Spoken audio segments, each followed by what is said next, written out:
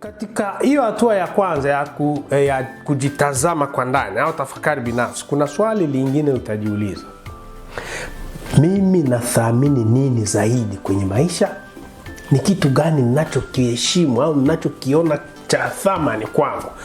Kuna watu wanathamini sana hela kwa sababu wanaona hela zinawapatia urahisi wa kununua vitu wanavyotaka. Watu wanathamini pesa. Kuna watu wanathamini sana miili yao. Kuna watu wanathamini uhusiano. Kuna watu wanathamini chakula.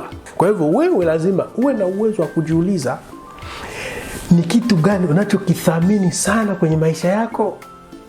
Ukishajua hicho, unaanza kupata uelewa wa wewe ni nani, ili kwamba mtu akileta porojo zake zisizohusiana na kitu unachokithamini, basi unaziona porojo za kawaida.